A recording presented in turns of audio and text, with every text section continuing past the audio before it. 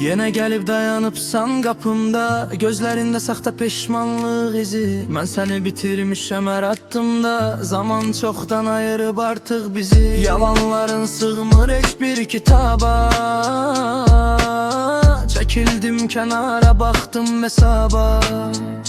Bağışlamıram, ürək daş deyil, bu dəfə qaydışım bir çıxış deyil. Sən məni itirdin o son gecədə, adında qalmadı bir tək hecada. Yalvarma boşuna, geri baxmıram, mən artıq o köhnə mənə oxşamıram.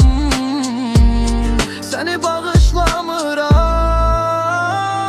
Güvənim sındı, toz oldu havada, ümidlər boğuldu dərin deryada. Sən məni ən zəif yerimdən vurdun, İndisə qarşımda məsumca durdun. Təsadüf deyil bu, bilərəkdən etdin. Mənim təmiz sevgimi sən fəda etdin. Get indi yolun açıq olsun deyə bilməm, çünki mən səninlə bir daha gülməm. Səhifəni çevirdim, nöqtəni qoydum, mən bu oyunlardan çoxdan yoruldum. Güvənim sındı, toz oldu havada, ümidlər boğuldu dərin deryada. Sən məni ən zəif yerimdən vurdun, İndisə qarşımda məsumca durdun. Təsadüf deyil bu, bilərəkdən etdin. Mənim təmiz sevgimi sən fəda etdin. Get indi yolun açıq olsun deyə bilməm, çünki mən səninlə bir daha gülməm.